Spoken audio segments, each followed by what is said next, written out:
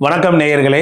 சுக்கிரன் பயிற்சி, சுக்கிரனை போன்ற வாழ்வு, அவனுக்கு என்ன சுக்கிர யோகம் அடிக்கிறது அப்படின்னு எல்லாரும் கேள்விப்பட்டிருப்பீங்களே. அதுபோல் சுக்கிரன் 12 ராசிக்காரர்களுக்கு எப்படி நன்மை தரப்போகிறார் என்பதை பார்க்கறதுக்கு முன்னால் சுக்கிரனை பற்றி ஒரு சில விஷயங்களை நாம் தெரிஞ்சுக்கலாம். சுக்கிரன் தான் மனைவியை குறிக்கக்கூடியது, சுக்கிரன் தான் வீடை குறிக்கக்கூடியது. ஒரு நல்ல சுகமான இயற்கை இருக்குது அப்படின்னா சுகம், அந்த சுகத்தை அனுபவித்தல். நல்ல குஷனில் நல்லா இருக்கிறோம், ஒரு நல்ல ட்ரெஸ் பண்ணிகிட்டு இருக்கோம், டிப்டாப்பாக இருக்கும், தலையை நல்லா அழகாக வச்சுக்கிறோம், அழகாக வைத்து கொள்ளுதல், தன்னை அழகுபடுத்துதல், ஒழுங்குபடுத்துதல், இதெல்லாம் சுக்கிரனுடைய விஷயம்.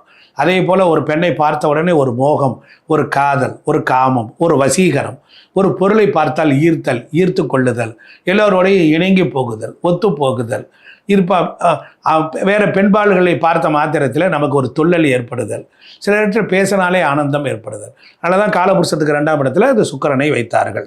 அப்போ எல்லாரையும் ஆதரித்தல். அப்போ அதே போல் குறுக்கு வழியில் போய் எப்படி முன்னேறுதல், இதெல்லாம் சுக்கிரன்.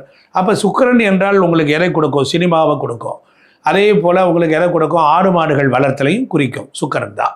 அப்புறம் அதே போல் வெளிநாடுகளுக்கு சென்று உல்லாச வாழ்க்கை வாழ்தல், அதெல்லாம் சுக்கிரன் தான்.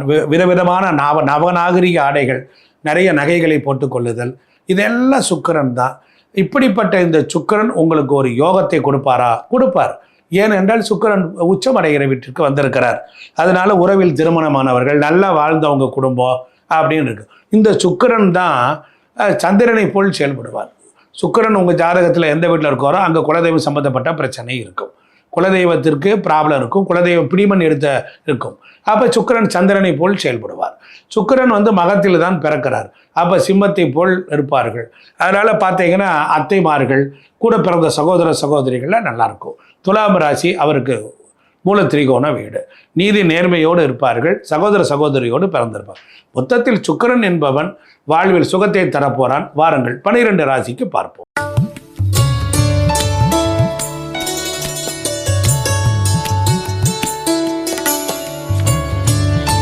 ஸ்ரீ குருப்யோ நமக.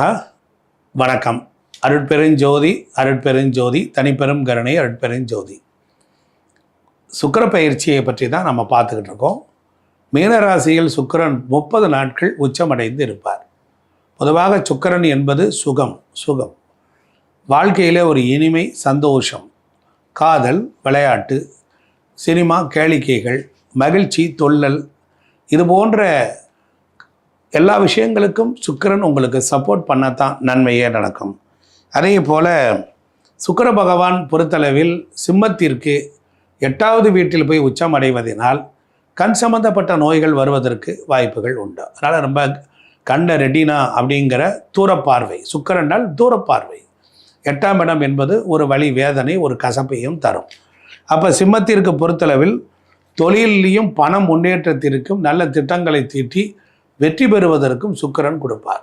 அப்போ சிம்மத்திற்கு 3ஆம் இடம் என்பது சுக்கிரனுடைய வீடு. அதுபோல் 10ஆம் இடம் என்பது சுக்கிரனுடைய வீடு. 3ஆம் வீட்டிற்கும் 10ஆம் வீட்டிற்கும் அதிபதியாகிய சுக்கிரன் 8ஆம் இடத்தில் போய் உச்சமடைவது எதை குறிக்கிறது என்று சொன்னால் 10ஆம் வீட்டிற்கு 11ஆம் வீட்டில் போய் உச்சமடைவதாக எடுத்துக்கொள்ள வேண்டும். அப்படிதான் எடுத்துக்கொள்ள வேண்டும். அப்போ தொழில் மூலியமாக பிரம்மாண்டமான கான்ட்ராக்டு, ஒப்பந்தங்கள் கையெழுத்தாகும், நிலுவையில் இருக்கக்கூடிய பணம் வசூலாகும். ஒரு கிரகம் உச்சமடைந்து விட்டால் அது தன்னுடைய நட்சத்திரங்களில் வாயிலாக நன்மையை தரும். பரணி, பூரம், போராடம் அப்படின்னு வரும் பொழுது இந்த பாக்கியாதிபதி நட்சத்திரமாக அங்கே இருக்கிறது. அதே போல் உங்கள் ஜென்ம ராசியிலையும் பூரம் இருக்கிறது, உங்களுடைய பஞ்சம ராசியிலையும் போராடம் நட்சத்திரம் இருக்கிறது. பரணி, பூரம், போராடம் இந்த விஷயங்கள் யாவும் உங்களுக்கு அரசாங்க வகைகள் அனுகூலத்தை கொடுக்கும், நிலம் சம்பந்தப்பட்ட வகைகளில் நன்மையை தரும். அதே போல் ஏற்றுமதி இறக்குமதி, எக்ஸ்போர்ட் இம்போர்ட் வகைகளில் நன்மையை தரும். அதுபோல் உணவு சம்பந்தப்பட்ட துறையில், நீர் சம்பந்தப்பட்ட துறைகளிலும் நன்மையை தரும்.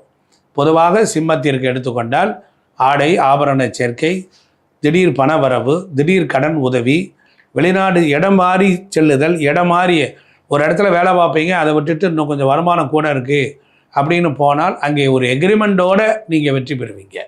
அங்கே ஒரு திட்டமிட்டபடி உங்களுக்கு வருமானத்தில் உயர்வு ஏற்படும். ஒரு சிலருக்கு அரசாங்க வகைகளில் இடமாறுதல் ஏற்படும், டிரான்ஸ்ஃபர் உண்டாகும், அதில் ப்ரமோஷனோட டிரான்ஸ்ஃபர் உண்டாகும். அதுபோல் கல்வி கற்றுக்கொள்ளக்கூடிய மாணவர்களுக்கு கல்வியில் உங்களுக்கு வந்து காலேஜ் மாதிரி படிக்கலாம், அதே போல் கோர்ஸ் மாதிரி படிக்கலாம், அந்த மாதிரியான விஷயங்கள் எல்லாம் உண்டாகும். அதுபோல் உங்களுக்கு சிம்மத்திற்கு பொறுத்தளவில் 3ஆம் இடம் என்பது பயணத்தை நீண்ட நெடிய தூரம் பயணங்கள் ஏற்படும், கலை நிகழ்ச்சிகளில் கலந்து கொள்ளக்கூடிய வாய்ப்புகள், அதுபோல் உங்களுக்கு பல வகைகள் நன்மை உண்டாகும். எதிரி வம்பு வழக்கு கடன் தொல்லைகள் எல்லாம் ஒரு முடிவுக்குள் வரும். பல நாளாக கடன் பிரச்சனையினாலும் எதிரிகள் பிரச்சனையினாலும் நாம் வந்து ஊர் சுற்றிக்கிட்டு இருந்திருப்போம், ஒரு இடத்துல நிலைச்சு இழுக்காமல். அந்த பிரச்சனைகள் எல்லாம் ஒரு முடிவுக்கு வந்து நமக்கு காப்பாற்றி நாம் பிறந்த ஊருக்கே நாம் வந்து சேர்ந்துருப்போம். அதுபோல் நீண்ட நாட்களாக பூர்வ புண்ணிய சொத்துக்களை எல்லாம் அடகு வச்சுருப்போம், அதெல்லாம் இப்பொழுது பல கடன் இருந்ததெல்லாம் ஒரே கடனாக மாறி அதை பேங்க் மூலியமாக நாம் அடகு வச்சு திருப்பி நாம் சொந்த வீட்டிலே குடி போகக்கூடிய வாய்ப்புகள்லாம் உண்டாகும். அப்போ வாழ்க்கையில் ஒரு ஏற்றம் ஒன்று உண்டாகும், ஒரு மாற்றம் ஒன்று உண்டாகும், ஒரு முன்னேற்றம் ஒன்று உண்டாகும். அது குடிசை தொழில் முதல் பெரிய தொழிலதிபர்கள் வரையிலும் அந்த வாய்ப்பு உண்டு. வேலைக்காரர்கள் மூலியமாக இருந்த கசப்பு பிரச்சனை மாறும். தடங்களாக நின்று போன வீட்டு வேலைகள், தந்தையினுடைய உடல் ஆரோக்கிய குறைபாடுகளில் இருந்த பிரச்சனைகள் ஒரு முடிவுக்கு வரும். அதே போல் எடுத்துக்கிட்டே இருந்தால் தாய்க்கு இருக்கக்கூடிய ஆரோக்கிய குறைபாடுகள் அவைகளுக்கும் ஒரு நல்ல மருத்துவர் கிடைத்து அவர்களும் நன்றாக இருப்பார்கள். அதுபோல் தாய் வழி சொத்துக்களில் இருந்த பிரச்சனைகள் வில்லங்கங்கள்லாம் தீர்ந்து இந்த ஆண்டு இந்த 30 நாட்களுக்குள்ளே தாய் வழி சொத்துக்கள் கிடைக்கும். அப்போ 4க்கு 5ஆம் இடம் திரிகோணத்தில் 4, 8, 12 அப்படிங்கும்போது வீடு கட்டலாம், கடன் வாங்கி வீடு கட்டலாம். அதுபோல் குறைந்த முதலீடு வைத்துக்கொண்டு கடன் வாங்கி வீடு கட்டுபவர்களுக்கு இப்பொழுது வேகமாக கடன் கிடைக்கும், சொத்துக்கள் அமையும், சொத்துக்களில் இருக்கக்கூடிய பிரச்சனைகள் வில்லங்கங்கள் எல்லாம் தீர்ந்துடும். அந்த அளவிற்கு கிரக சஞ்சாரங்கள் நன்றாக இருக்கிறது. அதே போல் உங்களுக்கு சிம்மத்திற்கு 5ஆம் வீட்டில் குருவின் பார்வை இப்பொழுது இருக்கிறது, சனியின் பார்வை இருக்கிறது. சனியுடன் சுக்கிரன் சேருகின்ற பொழுது மட்டும் உங்களுக்கு எப்படி இருக்கும் அப்படின்றால், குழந்தைகள் அவர்கள் கொஞ்சம் கவலைப்படக்கூடிய குழந்தைகள், வெளியிலே சென்று படிக்கக்கூடிய குழந்தைகள், வெளிநாட்டில் படிக்கக்கூடிய குழந்தைகள் சிரமப்படுவார்கள் கல்வியில். அதையெல்லாம் சாந்தமாக்கி சௌபாக்கியமாக்கி அவர்களுக்கு மகிழ்ச்சியை கொடுக்கும். அதுபோல் காதல் கைகூடும், களிப்பாட்டங்கள் உருவாகும், விளையாட்டுக்கள் உண்டாகும், மகிழ்ச்சிகள் ஏற்படும், நிறைய ஐஸ்வர்யம், நிறைய விருந்து உபச்சாரங்கள் கிடைக்கும், நல்ல ஆடை ஆபரண சேர்க்கையெல்லாம் கிடைக்கும், மனசுக்கு நிம்மதி வரும், நல்ல கணவன் மனைவி அந்யோன்யம் தாம்பத்தியமெல்லாம் கைகூடும், நல்ல உல்லாசமாக போய் வருவதற்கு வாய்ப்பு உண்டு. அதே போல் உங்களுக்கு வாகன மாற்றங்கள் ஏற்படும், வண்டிகளை மாற்றக்கூடியது, வண்டிகளை பழுது இருந்தால் சரி செய்யக்கூடியது உண்டாகும். கெட்டவர்கள் விலகி விடுவார்கள், நல்லவர்கள் உங்களிடத்தில் வந்து வருவார்கள். பிரிந்த குடும்பங்கள் எல்லாம் ஒன்று சேர்ந்து மகிழ்ச்சியாக இருக்கும். மனைவிக்கு ஒரு நல்ல வருமானம் கைகூடும், ஏற்றமெல்லாம் இருக்கக்கூடிய காலம். குடும்பத்தில் மகிழ்ச்சி, ஆனந்தம், ஆடம்பரம் எல்லாம் கிடைக்கும். துவண்டு போய் கிடந்த உங்கள் கையில் ஒரு கணிசமான தொகை வந்து சேரும். இந்த மீனத்தில் 30 நாட்கள் சுக்கிரன் சந்தாரிக்கும் பொழுது மனைவியோடு கொஞ்சம் அனுசரித்து போங்கள், வாழ்வில் ஏற்றத்தை பெறலாம். நன்றி, வணக்கம். நாம் இதுவரைக்கும் ராசிக்கு எப்படியெல்லாம் சுக்கிரன் இருந்தார் என்பதை பற்றியெல்லாம் பார்த்தோம். இப்போ நாம் வந்து இந்த சுக்கிரன் வந்து ஆக்டிவேட் பண்ணோன்னா முதல்ல மனைவியை திட்டக்கூடாது, ஊரை திட்டக்கூடாது, குடியிருக்கிற வீட்டை திட்டக்கூடாது, பெண் பிள்ளைகளை திட்டக்கூடாது, அன்னத்தை திட்டக்கூடாது, சாப்பிட்ற தட்டை நல்லா ஆடாமல் பார்த்துக்கணும், கிழிஞ்ச துணிகளை அணியக்கூடாது, உடம்புல துர்வாடை அடிக்கக்கூடாது, உடம்புல சுருக்கமான ஆடைகளை போடக்கூடாது. புரியுதுங்களா? அதே போல் தொலை என்ற ஆடைகளை போடக்கூடாது, நார்மல் ஃபிட்டாக இருக்கணும். அதே போல் தலைமுடியை அழகாக வைத்து கொள்ள வேண்டும், முகத்தை பொலிவாக வைத்து கொள்ளணும், ஏன்னா முகத்தில் தான் சுக்கிரன் இருக்கார். அதே போல் நீங்கள் ஒப்பனை அழகாக இருக்க வேண்டும், இப்படியெல்லாம் இருக்கணும். அப்போ பாடி ஸ்ப்ரே அடித்து கொள்ளணும், வாசனை திரவியங்கள் பூசிக்கொள்ளணும். அதுபோல் உங்கள் வீட்டில் இருக்கக்கூடிய ஹால், சமையல் அறை கூடங்களை ரொம்ப பிரமாதமாக வச்சுக்கணும். அப்போ தான் சுக்கிரன் அங்கே தான் இருக்கிறார். அப்போ நல்ல உணவு, அப்போ பாத்திரத்தை கழுவணும், கிச்சன் வந்து துர்வாடை அடிக்காமல் இருக்கணும், படுக்கை அறையில் நாத்தம் எடுக்கக்கூடாது, தலைவாணியில் எடுத்துக்கிட்டால் மோந்து பார்த்தால் நல்ல வாசமாக இருக்கணும். அதே போல் தலை சீவிர சீப்பு, முகம் பார்க்குற கண்ணாடி, வீட்டினுடைய தலைவாசல், இதெல்லாம் பளிச்சுன்னு அழகாக நல்ல மனமும் நல்ல ஐஸ்வர்யத்தோட வீட்டுக்குள்ளே நுழைஞ்சாலே குபுகுபு நல்ல மனமாக இருக்கும், நல்ல ஊதுபத்தி வாட, இப்படிலாம் இருந்தால் நித்திய சுக்கிரன் உச்சமடைகிறது, அப்படி தான் உடைவார்.